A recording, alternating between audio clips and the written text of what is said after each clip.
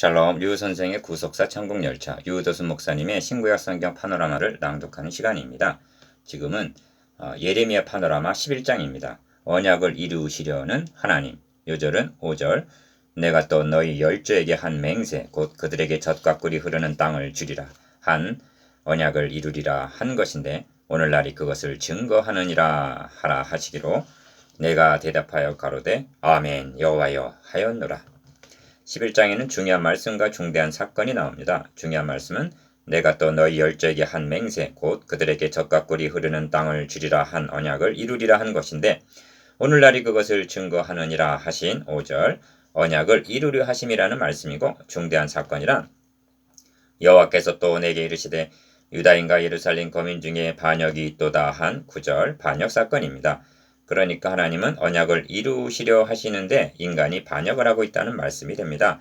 본장은 이 중요한 말씀과 중대한 사건을 중심으로 해석되어야만 예루살렘의 멸망과 열방의 흩으신 이유를 알게 되고, 이 말씀이 오늘 우리에게 어떻게 적용이 되는가를 깨닫게 되는 것입니다.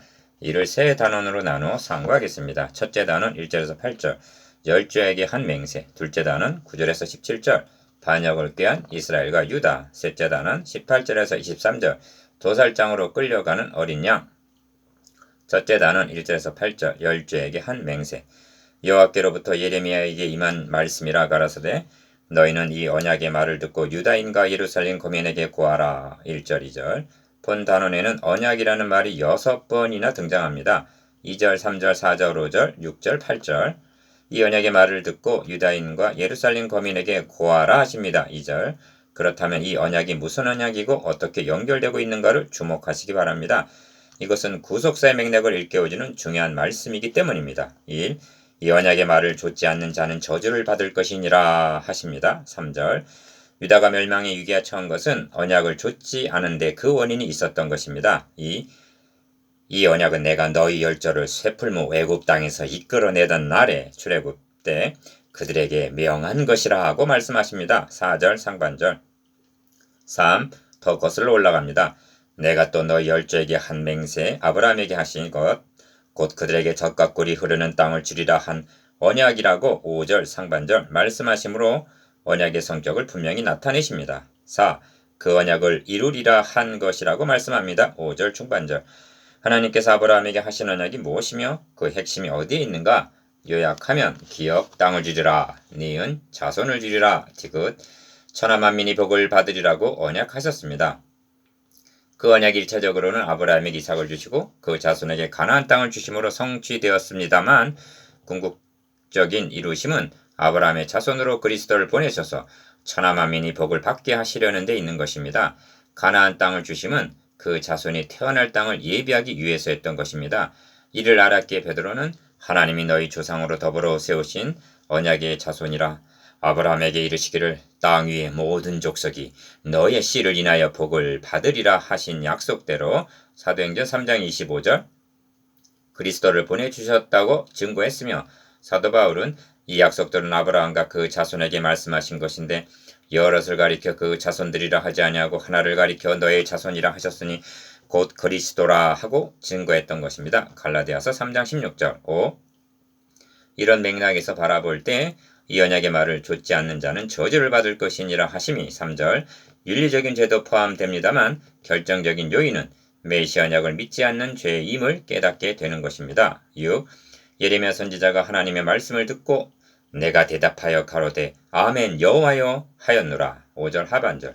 진실로 그러합니다 하고 응답한 것은 이러한 하나님의 원대한 계획을 인식했기 때문일 것입니다. 이것이 열조에게 한 맹세입니다. 둘째 단원 9절에서 17절 반역을 꾀한 이스라엘과 유다. 여호와께서 또 내게 이르시되 유다인과 예루살렘 거민 중에 반역이 있도다. 9절 1. 반역이 있도다 하십니다. 반역이란 역적무의를 했다는 것으로 성경상 중대한 사건인 것입니다. 그렇다면 누구에게 역적무의를 했다는 말인가? 이 점에서 통찰력을 가지고 깨달아야 할 점은 구약 성경의 중심 주제가 그리스도를 증거하는데 요한복음 5장 39절 있다는 점입니다. 하나님께서는 지금 백성들로 하여금 그리스도를 구주로 섬김으로 구원에 이르게 하시려는 구속사역을 이루어 나가고 계시는 것입니다. 이것이 아브라함과 다윗에게 세워주신 언약입니다. 그러므로 반역이 있도다라는 말씀은 하나님을 배신했다는 의미도 포함됩니다만 메시아 언약, 즉 하나님이 세워주실 왕을 반역했다는 뜻임을 깨달아야만 하는 것입니다. 하나님은 아무나 섬길 수가 있는 줄 아십니까? 아닙니다. 그리스도의 중보사역, 즉 화목제물이 되어 주심이 없이는 하나님을 섬김도 불가능한 것입니다.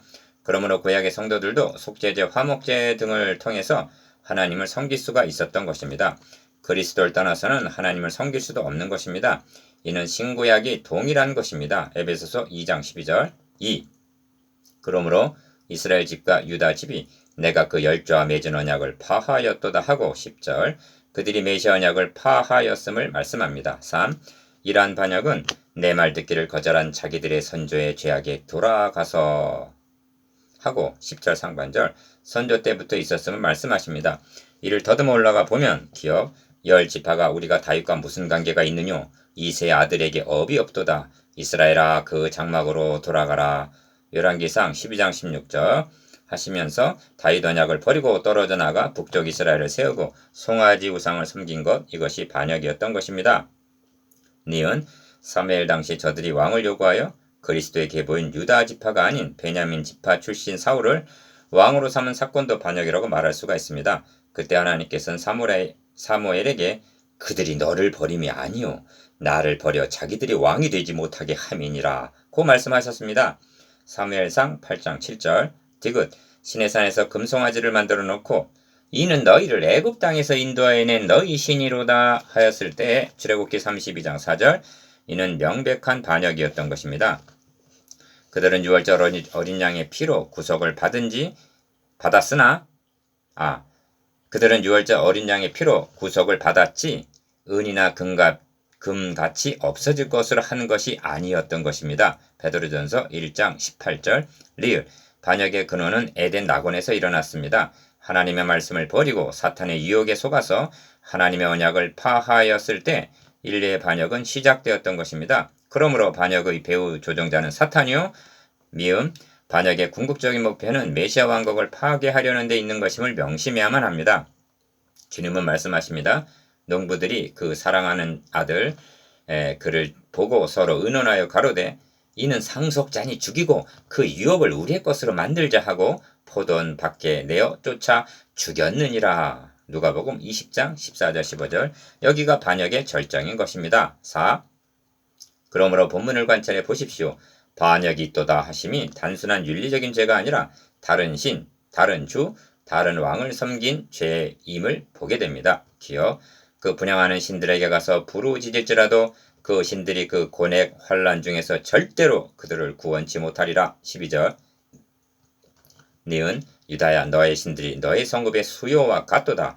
곧 바알에게 분양하는 단을 쌓았도다. 13절 디귿 바알에게 분양함으로 나의 노를 격동한 이스라엘 집과 유다 집의 악을 인하여 그를 심은 만군의 여호와 내가 그들에게 재앙을 선언하였느니라 하십니다. 17절 북쪽 이스라엘은 반역으로 인하여 이미 심판을 받았습니다. 그런데 남쪽 유다가 이를 보고도 정신을 차리지 못하고 반역함으로 이스라엘 집과 유다 집이 내가 그 열조와 맺은 언약을 파하였도다 하십니다. 10절 그들은 다름이 아니라 언약을 이루리라 하시는 5절 그 언약을 이루지 못하도록 반역을 꾀하고 있는 사탄의 괴계에 속고 있었던 것입니다. 셋째 단은 18절에서 23절 도살장으로 끌려가는 어린 양 나는 끌려서 잡히러 가는 순한 어린 양과 같으므로 그들이 나를 해하려고 꾀하기를 우리가 그 나무와 과실을 함께 박멸하자 그를 산자의 땅에서 끊어서 그의 이름으로 다시 기억되지 못하게 하자 함을 내가 알지 못하였나이다. 19절 1. 본 단원에서는 예레미야를 죽이려는 음모가 있음을 말씀합니다. 예레미야는 모르고 있었으나 여호와께서 내게 알게 하셨으므로 내가 그것을 알았나이다고 말합니다. 18절 하나님은 아나돗 사람들이 너의 생명을 취하려고 찾아 이르기를 너는 여호와의 이름으로 예언하지 말라 두렵건대 우리 손에 죽을까 하노라 하도다 하고 21절 알려주셨던 것입니다. 아나돗은 제사장의 성읍이요 바로 예레미야의 고향입니다. 1장 1절 제사장들이자 고향 사람들이 예레미야를 왜 죽이려는 것일까요? 이유는 오직 하나 그가 여호와의 이름으로 예언한다는 이유 때문입니다. 그러므로 이 대목은 반역이 있도다 하신 말씀과 연관이 있는 것입니다. 주의 이름으로 보냄을 받은 사자를 죽이려는 음모가 다름이 아니라 그를 보낸 그 주를 죽이려는 반역행위와 같은 것이기 때문입니다. 3. 그러므로 나는 끌려서 잡히려 가는 순한 어린 양과 같다 하고 19절 의미심장한 말을 하고 있습니다. 이 점에서 예레미야는 그리스도의 예표로 등장합니다. 이 묘사는 이사야 선지자가 그가 곤욕을 당하여 괴로울 때에도 그 입을 열지 아니하였으며 마치 도수장으로 끌려가는 어린 양과 털 깎는 자 앞에